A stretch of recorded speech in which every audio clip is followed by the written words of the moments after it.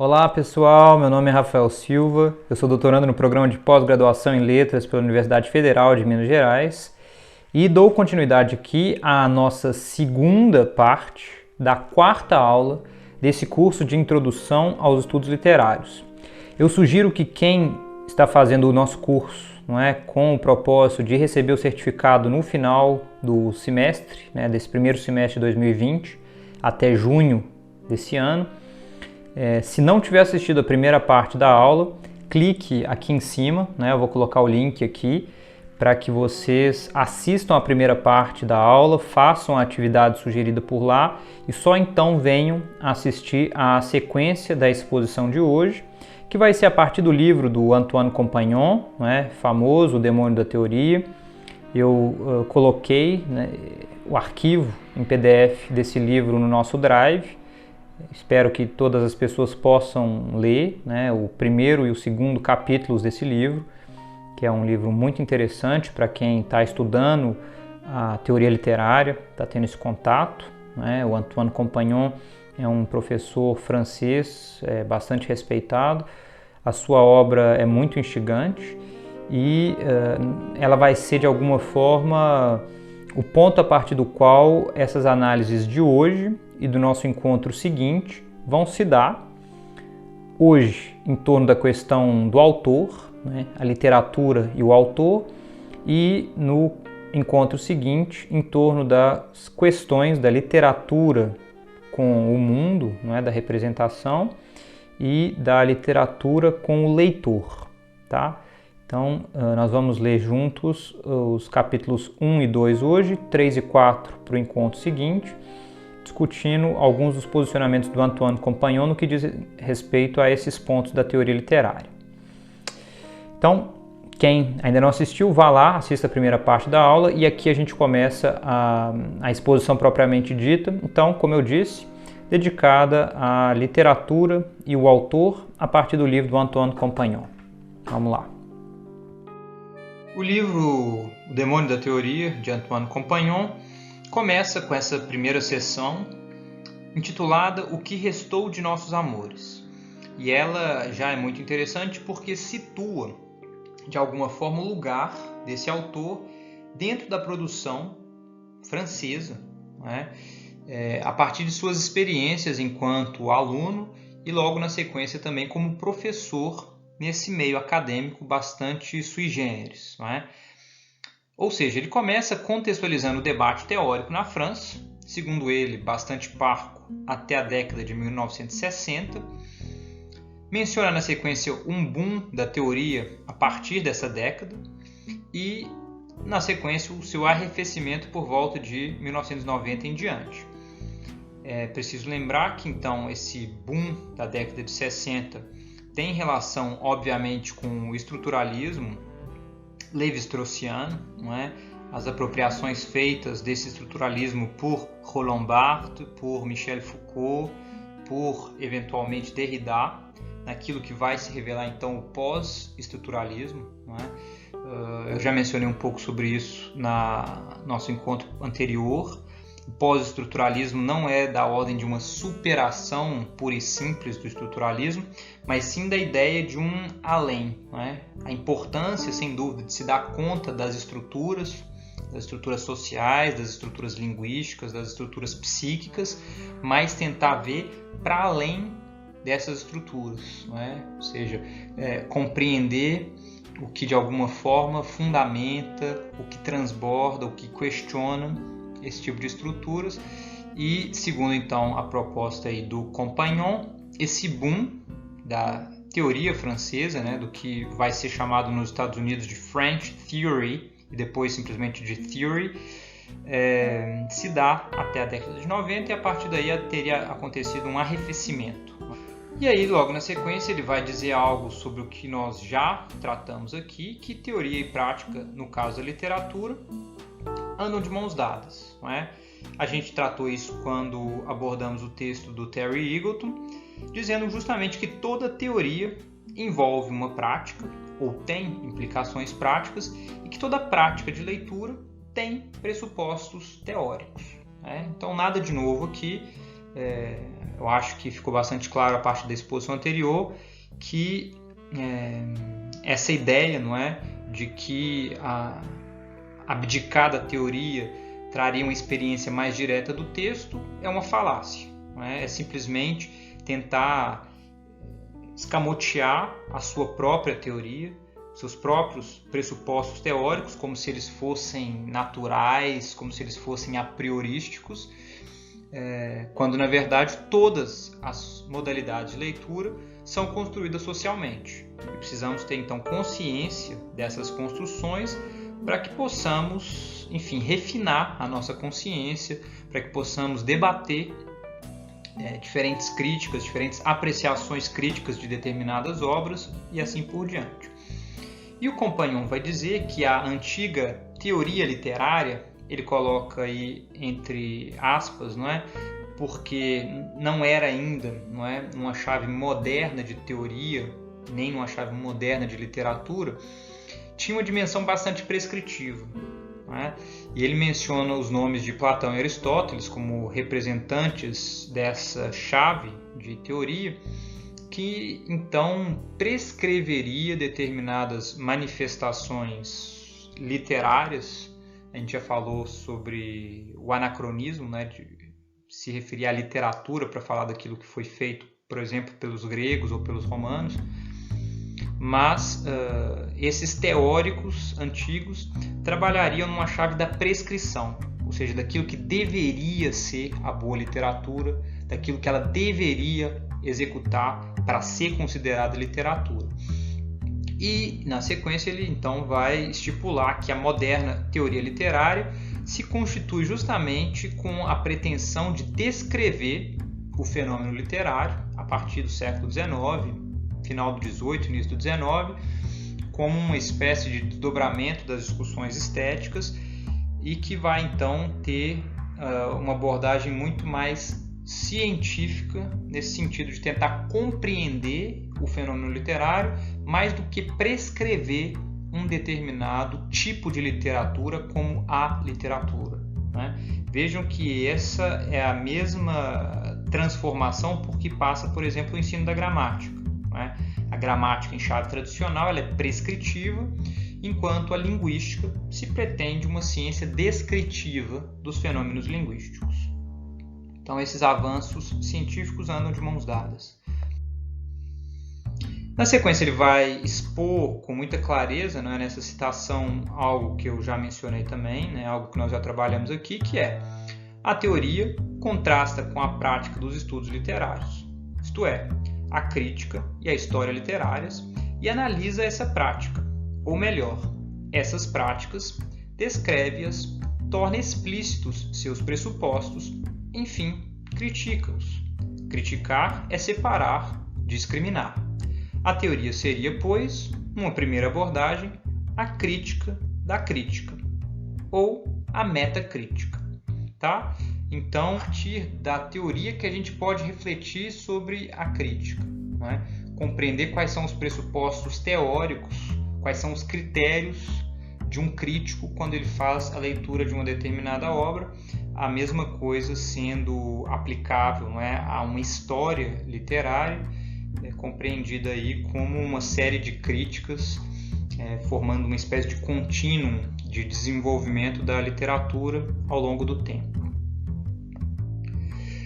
E logo na sequência ele vai expor com toda clareza, nessa citação que eu trago direta, aquilo que nós já havíamos delimitado no início do nosso primeiro encontro, que são as 5, por assim dizer, esferas sobre as quais, de alguma forma, toda teoria e toda crítica reflete, tá? Quando se debruçando sobre uma obra literária. Ele vai nos dizer, então, que os elementos da literatura são os seguintes. Todo discurso sobre a literatura assume posição, implicitamente, o mais das vezes, mas algumas vezes explicitamente, em relação a estas perguntas, cujo conjunto define uma certa ideia de literatura. O que é literatura? Qual é a relação entre literatura e autor? Qual é a relação entre literatura e realidade? Qual é a relação entre literatura e leitor? Qual é a relação entre literatura e linguagem? Né? obviamente a relação aí com a obra já se dá na própria literatura, não é? No que ele já está colocando aí com uma pergunta sobre o que é literatura. Então vejam, aquelas esferas que eu não canso de enfatizar, não é? Obra, autor, realidade, leitor e linguagem. Não é? 5 esferas que podem ser mais ou menos enfatizadas a depender da crítica, do critério adotado pelo crítico, mas que, em todo caso, subsistem, não é? E coexistem em todo exercício de leitura. Não é?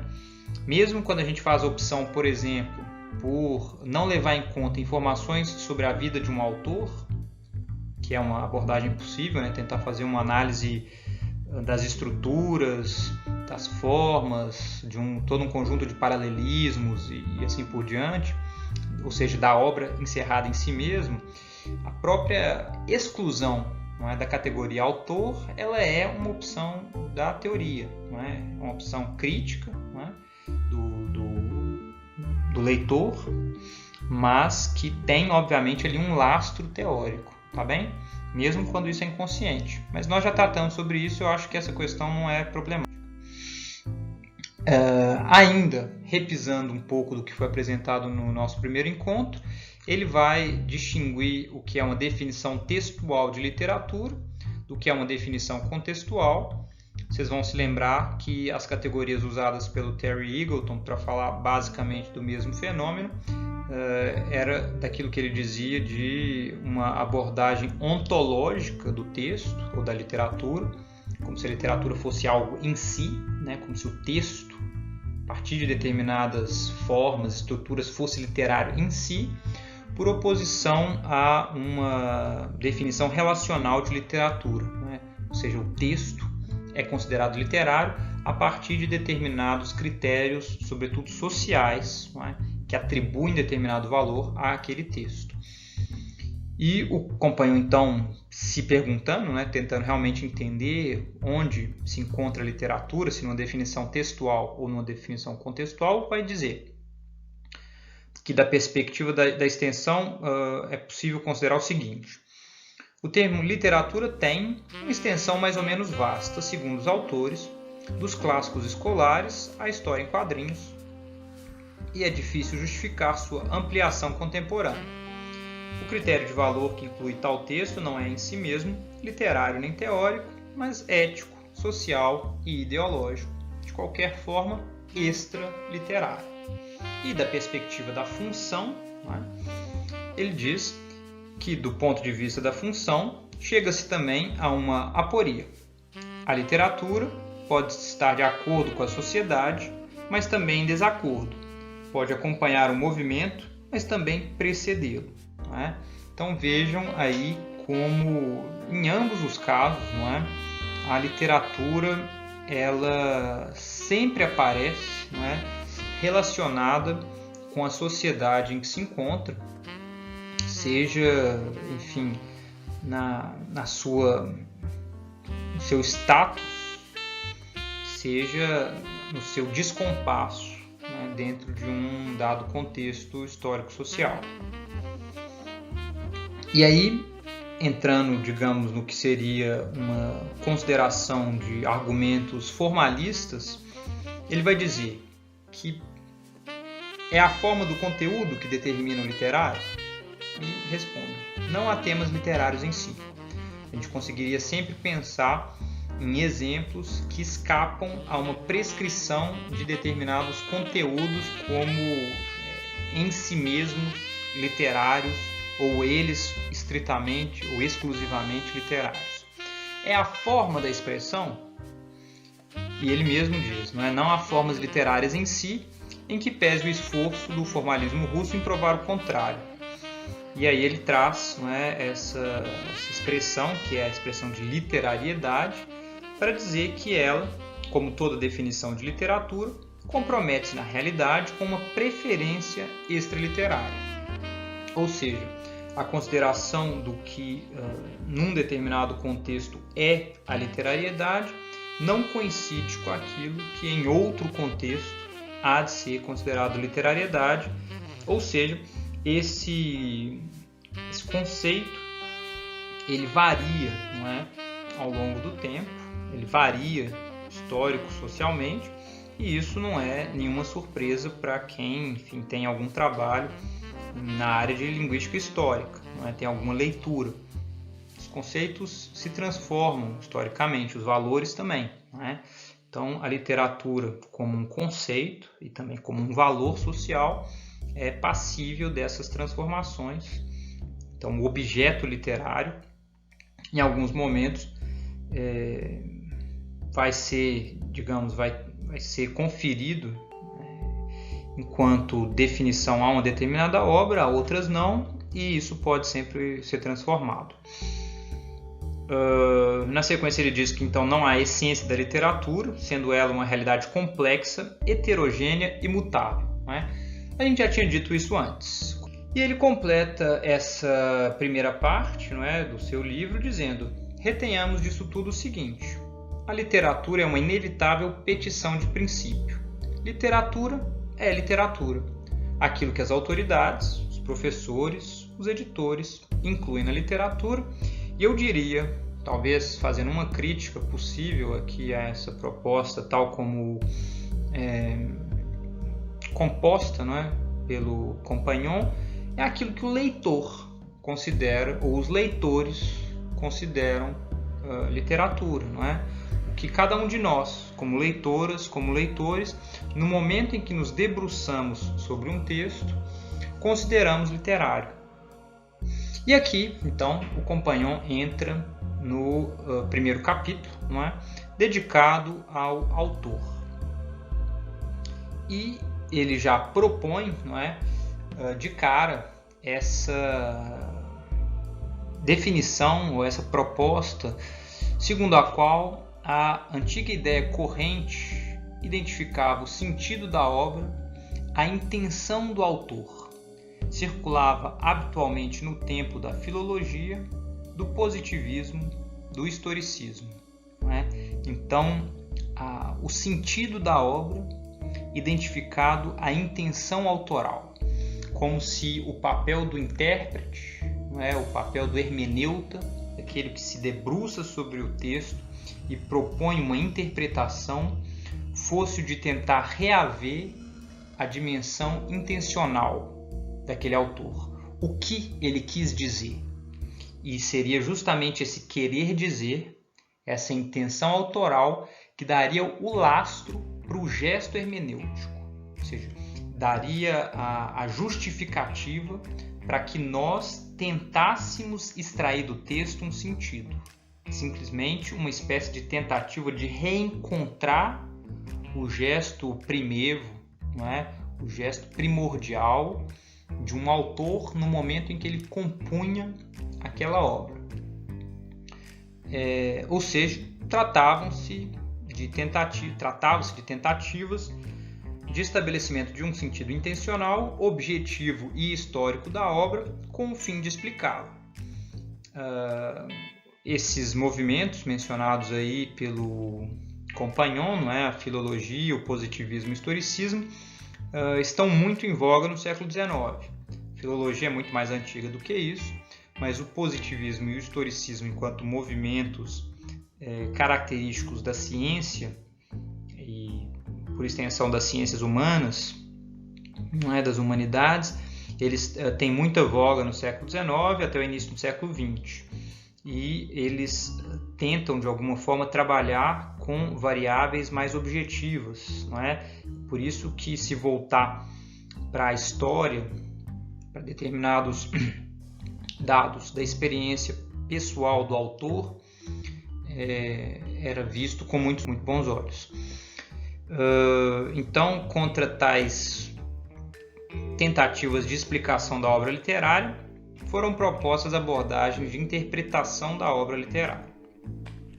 E aqui já cabe deixar claro uma espécie de estrutura básica da argumentação do Antoine Compagnon ao longo desses primeiros capítulos do seu livro, que consiste sempre no seguinte: ele sugere um determinado estado de coisas num momento específico da história, normalmente naquilo que precede enquanto domínio de conhecimento, domínio epistemológico, ao tal boom da década de 60. Ou seja, quais foram as abordagens mais vigentes, mais fortes no período que precede a década de 60. Então ele parte disso. Então, no caso presente, a filologia, a hermenêutica, o positivismo, o historicista.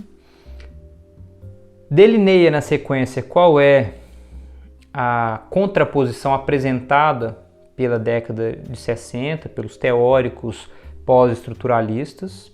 Mostra então, não é, a necessidade de um embate, a necessidade de um choque, mas desse choque ele vai tentar extrair lições que, tal como o subtítulo do livro sugere, são lições do senso comum.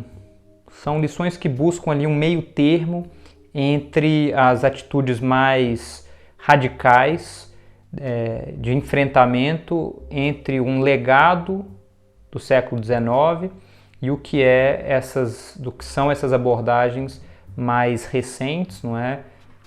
Pós-estruturalistas e assim por diante, muitas vezes retomando propostas bem antigas. Então vejam, é um arranjo um pouco barroco, porque ele parte do momento anterior a 60, delineia com isso a importância dos gestos empreendidos nos momentos mais radicais da teoria francesa nas décadas de 60, 70 e 80, mostra que desse embate há exageros que levam a alguns disparates e ensaia então um retorno às categorias mais tradicionais para tentar desse jogo extrair aquelas propostas mais pertinentes para o momento em que ele escreve, que é início do século XXI. Então é bom a gente ter ciência dessa proposta, desse arranjo, porque a argumentação ganha em sentido quando a gente se dá conta desse movimento mais amplo ao longo de cada um desses primeiros capítulos do livro O Demônio da Teoria, e não se perde tanto nas várias temporalidades acionadas pelo Antoine Compagnon. Tá bem? Então ele vai dizer que essas propostas do século XIX são tentativas de explicação da obra literária. Ou seja, são tentativas de encontrar os motivos pelos quais um determinado autor, vivendo uma determinada vida, num determinado contexto histórico, num determinado país, sendo de uma determinada raça, não é? Porque é importante lembrar que para esses autores o fator raça, né, contava, não é? Era um fator que entrava na explicação de uma determinada obra literária. Tentavam então explicar por que motivo aquela obra tinha sido composta enquanto tal. A essas abordagens, não é, do fenômeno literário foram contrapostas abordagens de interpretação da obra em chave formalista, então tentativas de partir do texto para interpretar as estruturas daquele texto, não é? Determinados paralelismos, as formas empregadas por ele, interpretações em chave marxista, tentando ver então, digamos, a base sociológica por trás daquela obra, o que aquela obra dava a ver dos meios de produção, denunciava em termos da exploração do trabalho e assim por diante, e até em chave psicológica, né? Ou seja, tentando compreender a partir da obra, né, de que forma aquelas palavras, aquela composição se ligava à psique de um sujeito, tá? Mas vejam, não é? Então, há tentativas de explicação se contrapuseram tentativas de interpretação da obra.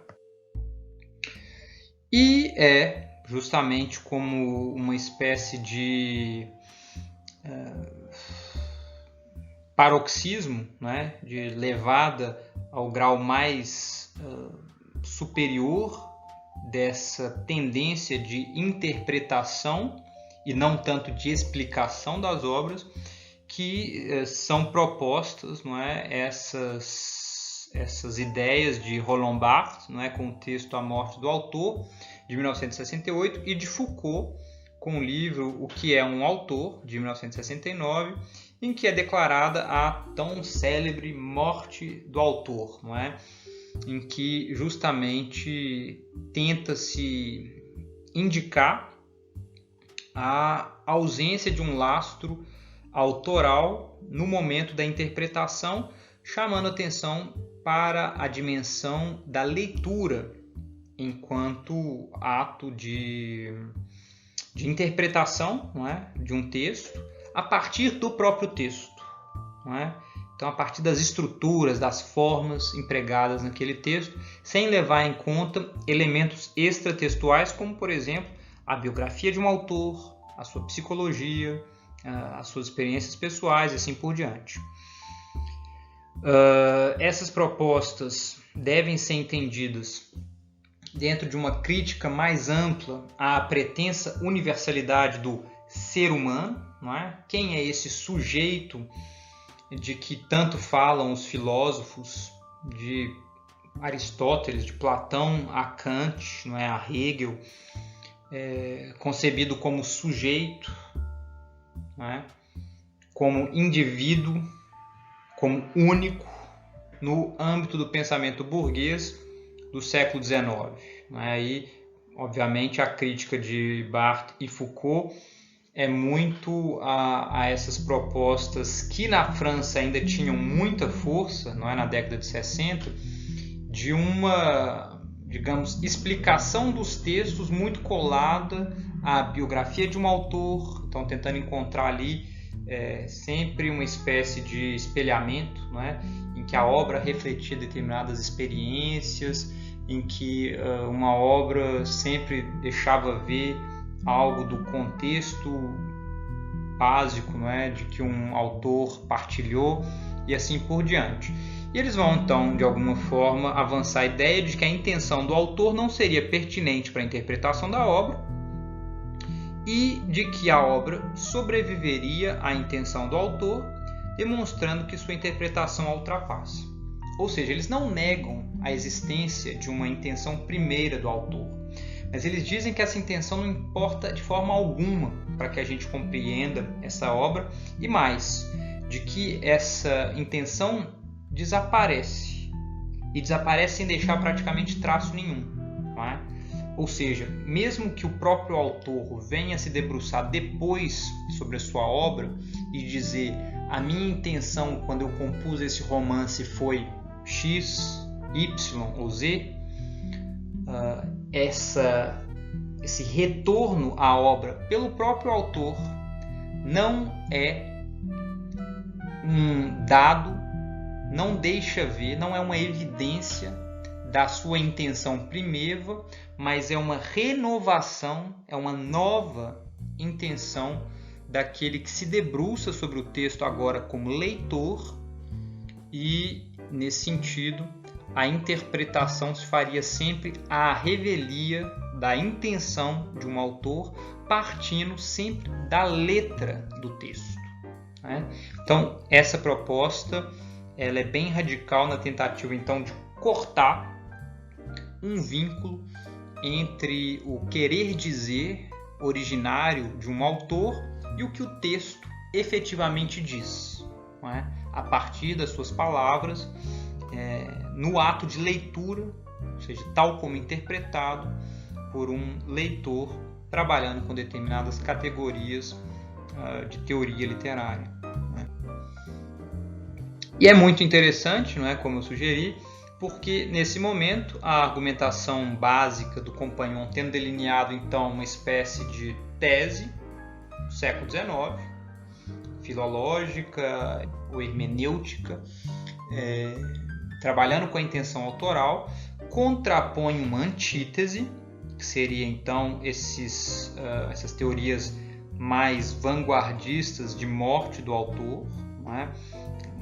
Muito ligadas ali à materialidade da obra literária, e vai sugerir um choque, que vai levar a uma síntese. Mas antes de chegar a essa síntese, da qual o próprio Antônio Companhon pretende ser o autor, ele faz um passo para trás, não é? Ele recua e faz uma espécie de retomada dos temas passíveis de serem tratados com relação a esse assunto ao longo da história, não é? No caso presente, ele vai lá para as discussões da antiguidade, citando como suas autoridades Aristóteles, Cícero, São Paulo, Santo Agostinho, propondo que toda leitura deveria estar ciente das diferenças entre intentio e actio, de uma perspectiva jurídica, não é? A intenção e a ação, de uma perspectiva jurídica, então da responsabilidade, e entre significatio propria e significatio translata, de uma perspectiva estilística, ou seja, a significação própria, o sentido próprio de uma expressão, de uma obra, e o sentido mudado, o sentido alegórico, o sentido outro, não é? Nesse sentido, na ideia de que se diz algo com o interesse de dizer outra coisa, ou dizendo outra coisa, não é? Porque essas primeiras categorias, intentio e actio, têm de fato relação com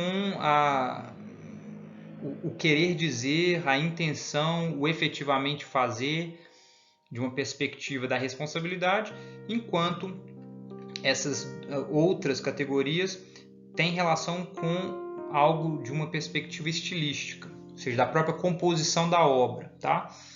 E ele vai nos dizer: Agostinho, como Cícero, mantém, pois, uma firme separação entre a distinção legal do espírito e da letra, ou carne, e a distinção estilística do sentido figurado e do sentido literal, ou próprio, mesmo que sua própria prática hermenêutica misture com frequência os dois princípios de interpretação. A tradição retórica situa as duas principais dificuldades de interpretação dos textos, por um lado, na distância entre o texto e a intenção do autor, por outro, na ambiguidade ou obscuridade da expressão, seja ela intencional ou não.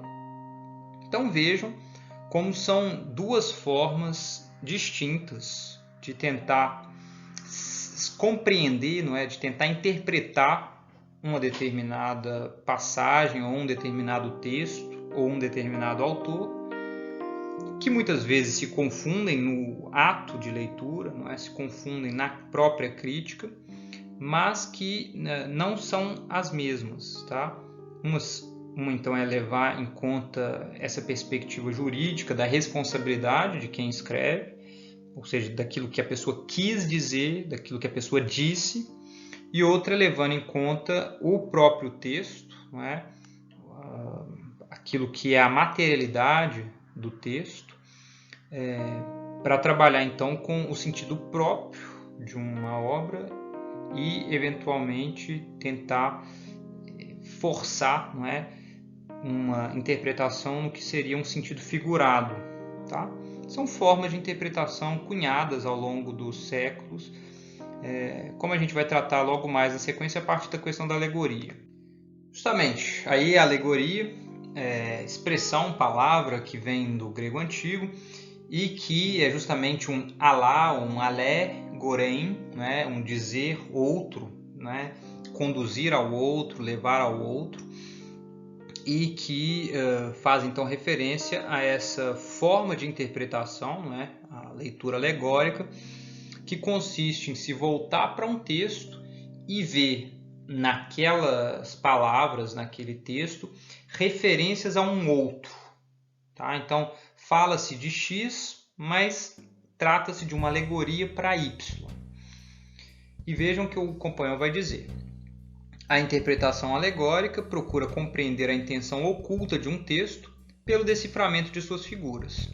A alegoria inventa um outro sentido, cosmológico, psicomântico, aceitável sob a letra do texto.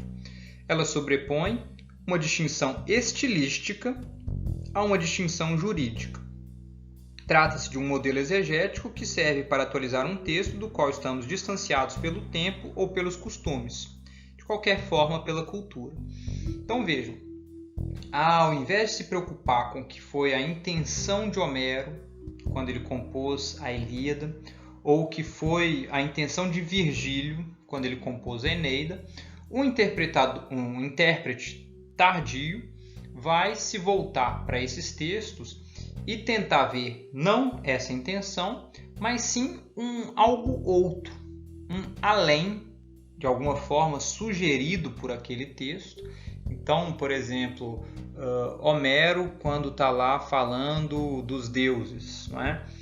Ele, interpretado por um leitor cristão, vai ser lido como não tratando de deuses efetivamente, porque deuses não fazem mais sentido na concepção cristã de mundo, mas sim como referência talvez aos planetas, não é?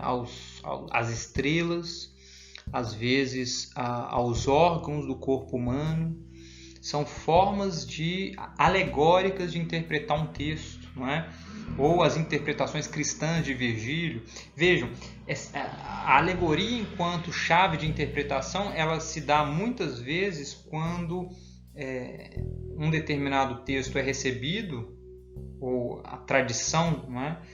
Lega um determinado texto a uma cultura para a qual ele não está plenamente adaptado em termos de valores, em termos de sentidos, não é?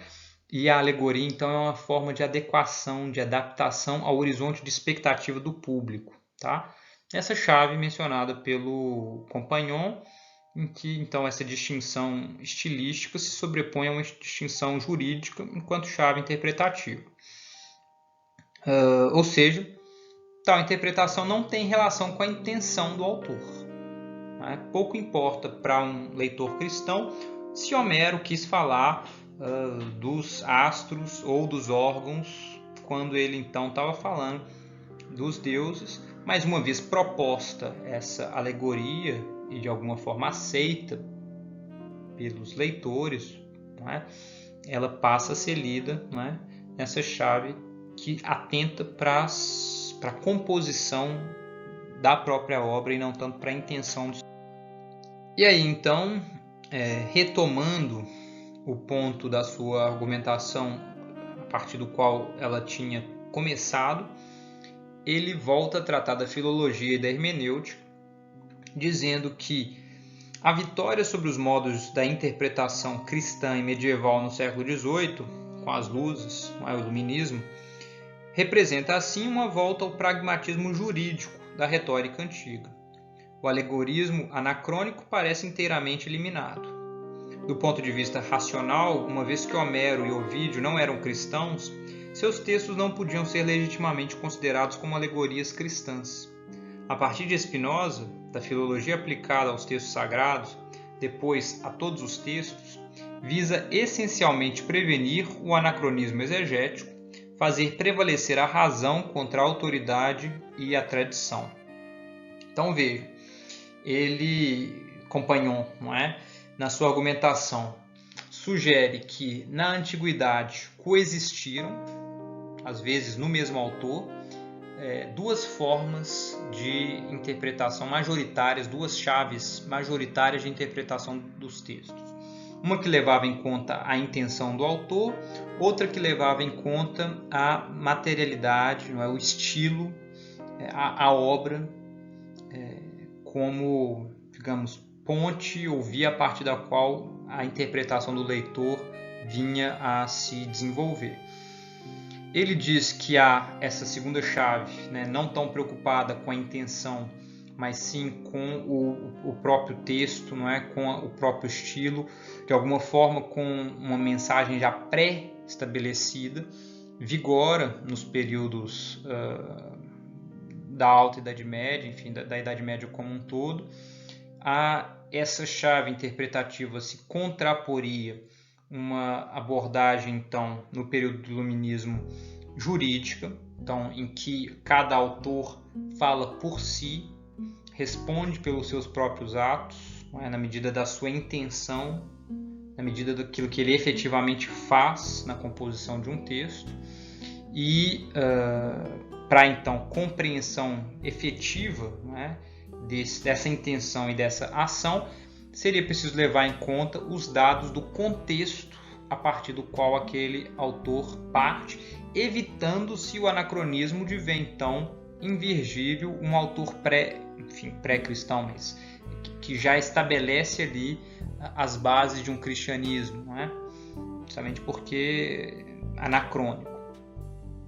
E então, em relação com a hermenêutica, isso consistiria em tentar restabelecer a significação primária de uma obra, não é? Ou seja, de voltar ao seu contexto inicial, seu contexto originário, a fim de tentar retomar a intenção primeira de um autor no momento em que ele compõe uma obra. A crítica à filologia nós já delineamos anteriormente, não é? Porque do ponto de vista do filólogo, um texto não pode querer dizer ulteriormente o que não podia querer dizer originalmente. Essa é uma premissa básica da filologia, a ideia de retomar um sentido básico, não é? Um sentido original do texto, como se textos não multiplicassem seus sentidos em diferentes contextos diferentes, como se isso fosse errado, não é? Sendo que, na verdade, certos textos foram efetivamente lidos de forma muito diferente e de formas muito diferentes ao longo do tempo, não é? Indicando com isso que o positivismo filológico, tentando estabelecer essa univocidade ou essa unicidade do sentido de um texto, estava enganado. Essa era uma premissa falsa. E indicando muito bem isso vem, não é, abordagens fenomenológicas, que a gente poderia então inserir junto com aquelas mencionadas no início da apresentação, formalistas, marxistas, psicológicas. A fenomenologia então vai trazer o sujeito que lê para a cena, indicando, não é, a partir dos trabalhos de Russell, a intencionalidade do sujeito que lê como impossibilidade de empatia hermenêutica com o escritor, ou seja, a nossa situação histórica, o lugar que nós, enquanto leitores, ocupamos, nossas experiências, nossas vivências, não nos permitiria a tal empatia hermenêutica com o texto, porque nós jamais nos descolaríamos da nossa própria realidade, no final das contas, da nossa própria visão, não é? E isso é desenvolvido, é aprofundado por Heidegger com a ideia de que toda intencionalidade está historicamente situada. Ou seja, o leitor está historicamente situado no momento em que ele se volta a um determinado texto. Ou seja, é impossível que uma determinada leitura consiga restabelecer o sentido originário de um texto, uma vez que toda leitura é uma espécie de retorno a posteriori, não é? Sempre depois, sempre a partir de um olhar outro, mesmo quando feito pelo próprio autor, não é? Eu tenho certeza que cada um de nós, né, cada pessoa que assiste ao vídeo, sabe muito bem disso quando a gente encontra um antigo diário ou quando a gente lê um texto antigo nosso, a gente relê aquilo e muitas vezes se espanta, não é? Diz, nossa, eu nem pareço a mesma pessoa, acho que, enfim, nem entendo isso que eu estava dizendo aqui e tal. Essa ideia básica, então, de que o momento de se voltar a um texto é carregado da nossa intencionalidade presente, né? E essas abordagens, elas são, de alguma forma, como dizer, fundidas, não é? Pelo Gadamer, que tem alguns trabalhos nessa chave de hermenêutica fenomenológica, com a ideia de fusão de horizontes, segundo a qual o horizonte de expectativa de um leitor deveria encontrar o horizonte de intencionalidade do autor para, a partir daí, fundar a sua interpretação, né? O seu gesto hermenêutico se daria justamente nesse encontro de horizontes, tá?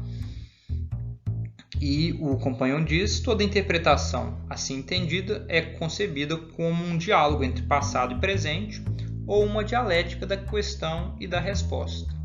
O Compagnon, inclusive, vai se alinhar muito a essa proposta do Gadamer. Eu acho essa proposta também interessante, produtiva, né? A ideia de que obras do passado são sempre ressignificadas no presente, a partir de nossas próprias vivências. Isso eu acho muito instigante. Na sequência, o Compagnon vai fazer uma espécie de passagem rápida por um debate entre o Barthes e o Picard, em suas interpretações sobre o Racine. O Picard, sendo um universitário, não é um acadêmico, vai propor uma interpretação historicista, uma espécie de explicação do Racine a partir de seu contexto, enquanto Barthes, não é, faz a sua leitura do texto partindo de categorias da psicologia, do formalismo, de uma abordagem do texto, não é, bem estruturalista, e o Compagnon então faz referência a esse debate como característico desse tipo de enfrentamento entre duas tendências muito diferentes. Na sequência, ele vai falar sobre métodos de interpretação ligados ao que ele chama de passagens paralelas, que é um método de interpretação hermenêutica, digamos, desenvolvido já na própria antiguidade, que consiste, eu não vou retomar aqui os argumentos do Compagnon, mas que consiste na ideia de que para interpretar uma determinada passagem difícil de uma obra, nós temos algumas opções. A primeira delas é comparar com passagens análogas da mesma obra, do mesmo autor, né? Então, uma determinada palavra tem um sentido complicado numa passagem. Vou comparar com outras ocorrências dessa palavra dentro da mesma obra. A gente poderia recorrer, eventualmente, a outras obras do mesmo autor, mas isso já é um pouco mais complicado, porque esse autor pode ter composto essa obra em diferentes momentos da sua vida, empregando diferentes sentidos, não é, da mesma palavra.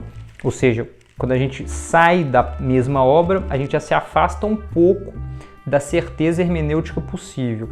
E ele diz que há ainda uma outra possibilidade, que é comparar com passagens já não mais do mesmo autor, mas de autores contemporâneos dele, porque então indicariam ali uma espécie de horizonte comum compartilhado em termos de vocabulário, de valores, de expectativas, num dado contexto, não é?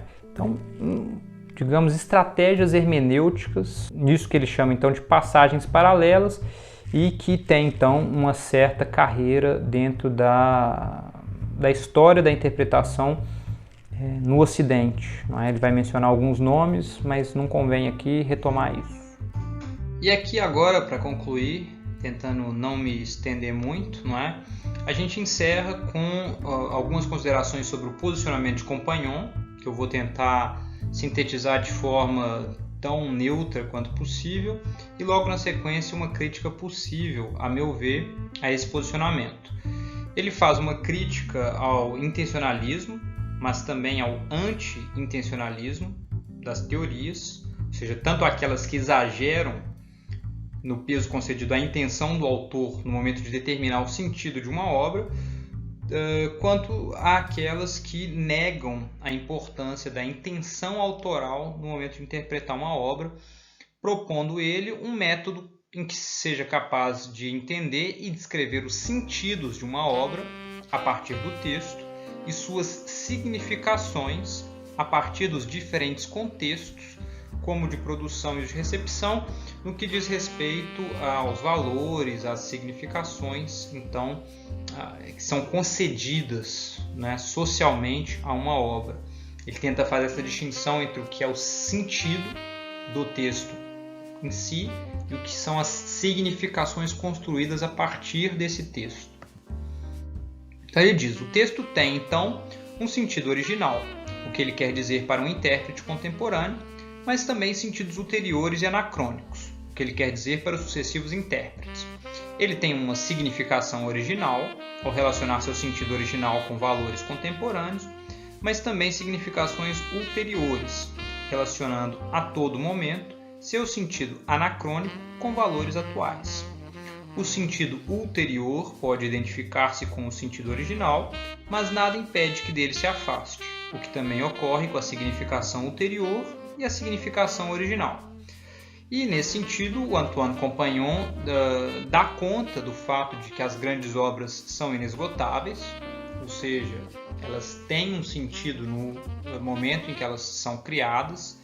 Esse sentido é, de alguma forma, o ponto a partir do qual crescem as significações no momento da sua recepção primeira, mas que com a transformação da sociedade, a transformação dos hábitos, da própria língua, o sentido dessa obra muda, bem como as significações construídas a partir desses novos sentidos.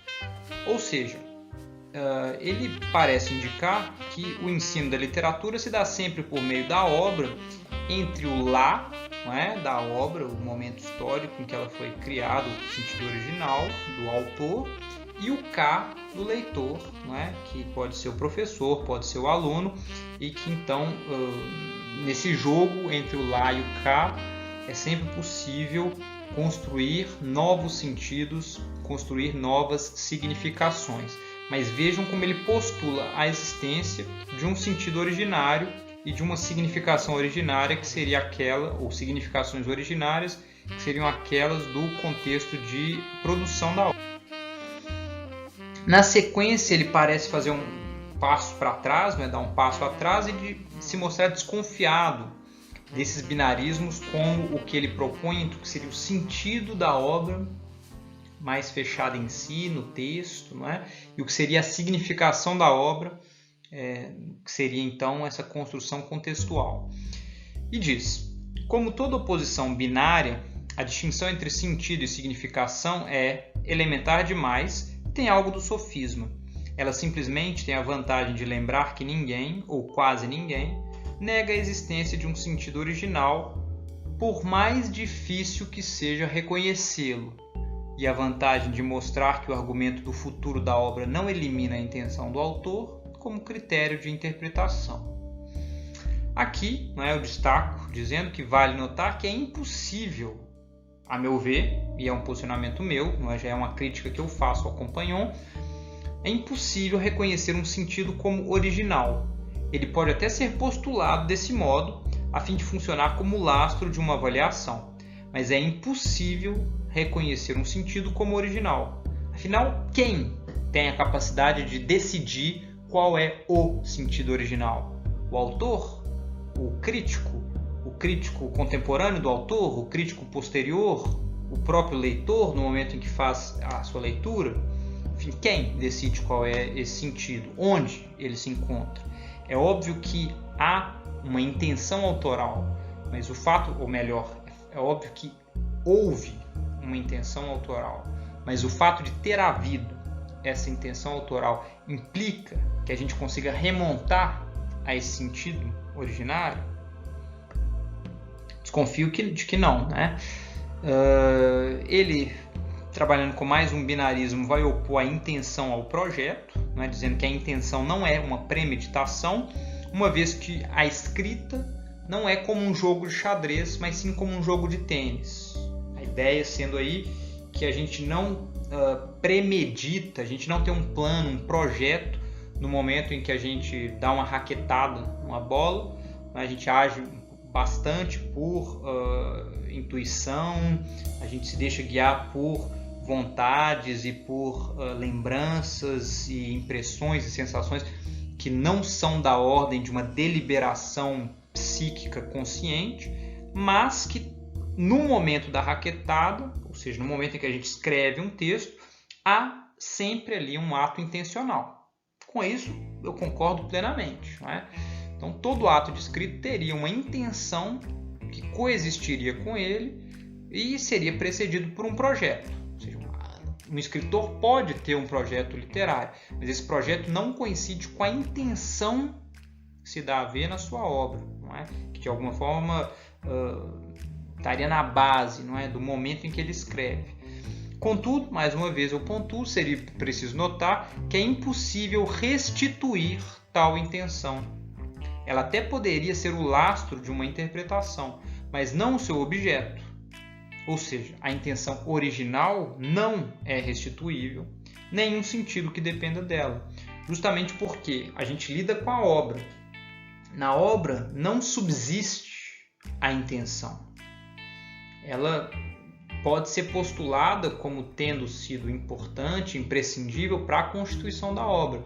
Mas uma vez dada a obra, a gente não consegue voltar, não é? Quem consegue voltar a uma intenção do autor? O próprio autor? No momento em que ele se debruça sobre a sua obra já escrita e vai analisá-la? Ou é o crítico? Que crítico? Se os críticos divergem tanto, não é? O que é a interpretação de uma obra, o que é esse então sentido originário, remontando a uma intenção originária? Então, o Antoine Compagnon vai, já encerrando aí o seu capítulo, né, dedicado a essa questão do autor, sugerir algo como a presunção de intencionalidade como lastro da interpretação, não é? Ele vai dizer que graças às distinções entre sentido, mais fechadinho na obra, e significação, mais ligado ao contexto ou aos contextos em torno da obra, entre projeto, como aquilo que precede o ato literário, a escrita, e a intenção que lastreia, não é, a composição da obra, pareceria que foram levantados os dois obstáculos mais sérios na manutenção da intenção como critério de interpretação de uma obra. A interpretação tem por objeto o sentido, não a significação. A intenção, não o projeto.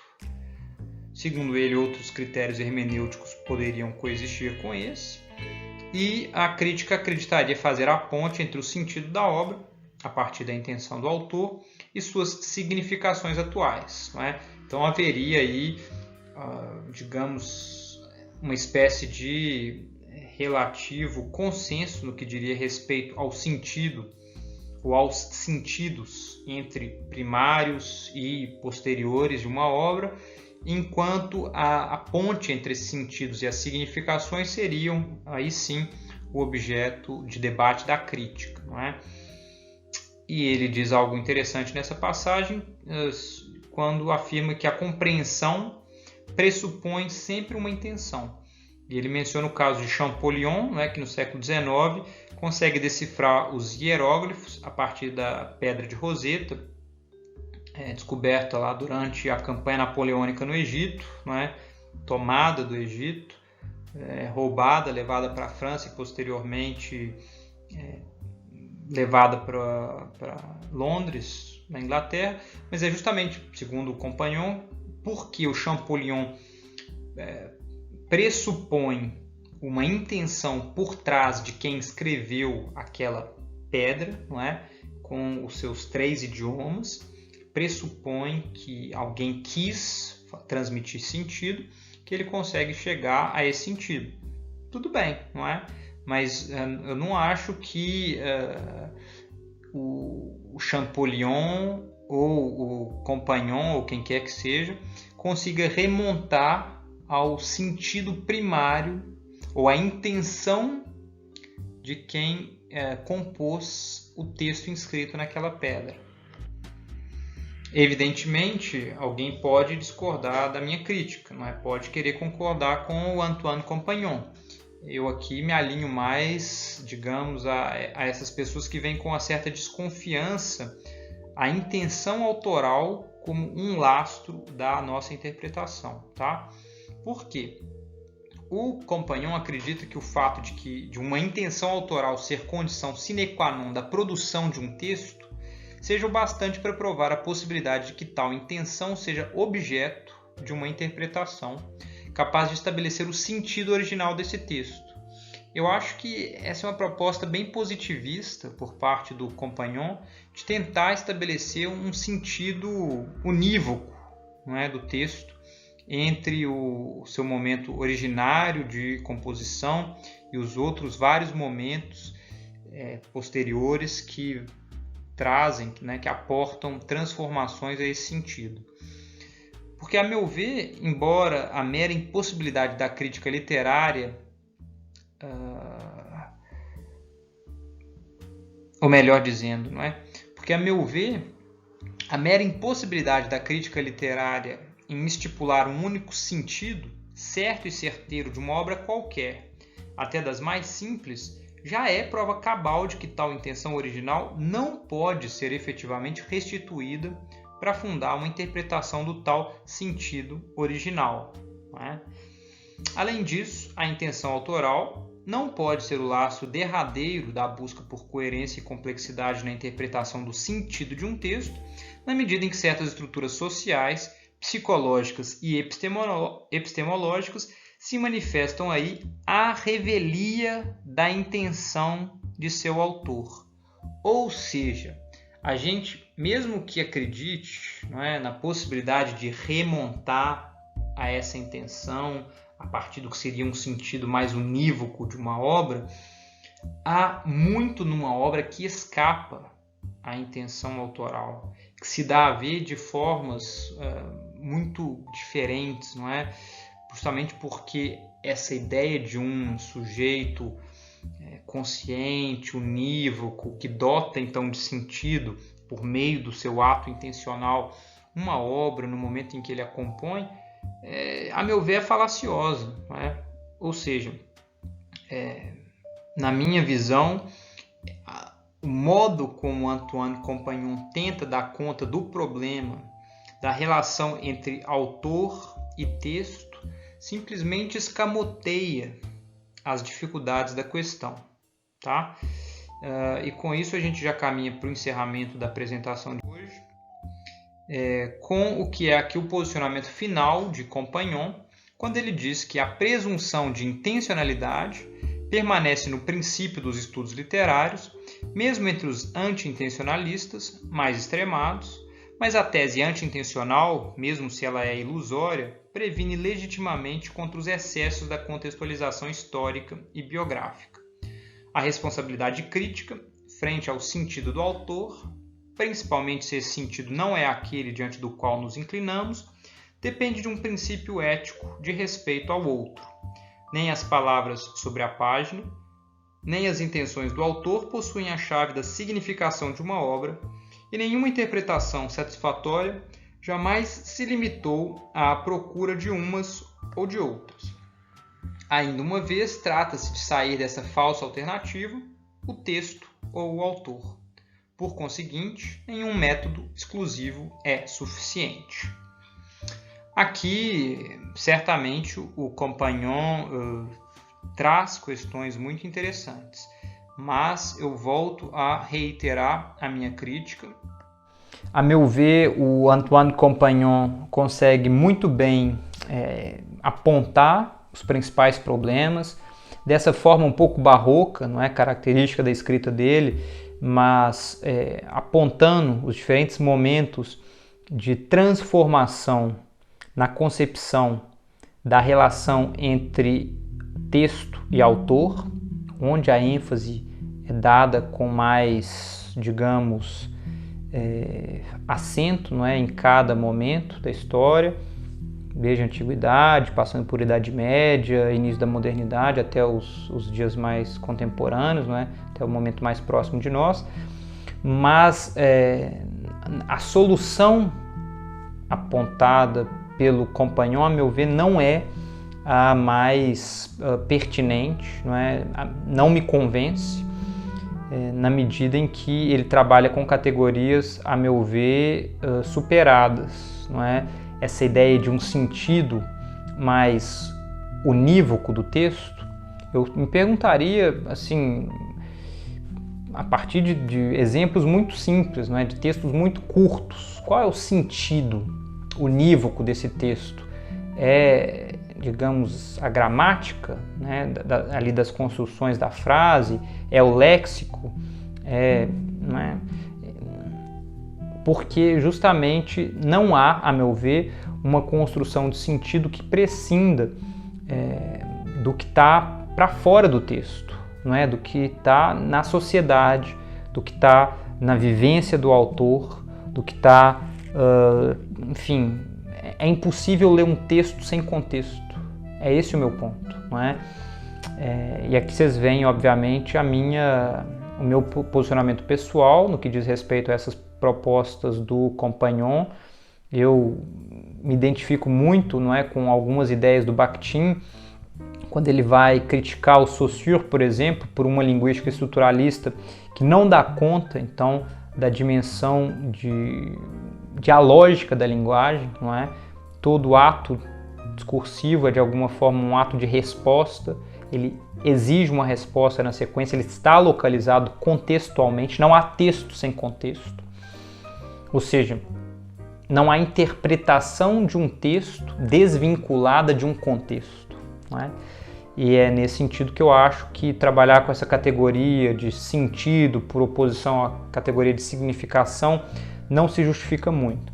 Evidentemente, se alguém quiser se apropriar dessas categorias para trabalhar numa chave que tenta restaurar uma noção de intenção autoral primária, tá aí a proposta, não é? O Antoine Compagnon é alguém que defende isso. Eu não me alinho a essa proposta, mas não sou detentor da razão. Em todo caso, eu termino a exposição de hoje dizendo que as propostas do Antoine Compagnon vão ser sempre nessa linha: mostrar um extremo, mostrar qual é a tese que se contrapõe a esse extremo, promover um choque entre ambas e tentar propor uma síntese na chave do que é mais próprio do senso comum. Ele tenta se aproximar do senso comum nessa tentativa de síntese de teses opostas, radicais, no que diz respeito aos vários campos dos pressupostos teóricos em crítica literária, em leituras literárias, tá? Eu espero que não tenha ficado muito confusa a exposição. Eu sei que o texto do Compagnon ele é um pouco barroco, a própria exposição reflete isso, mas em caso de dúvida, escrevam os comentários aí embaixo. O comentário, não é, ao vídeo dessa semana já foi feito no vídeo anterior, eu espero, não é, a interpretação daquele breve poema que eu mencionei, mas obviamente quem tiver crítica, sugestão, comentários à exposição de hoje pode fazer aqui embaixo, vai ser muito bem-vindo. E no mais é isso, até a semana que vem, muito obrigado, tchau, tchau.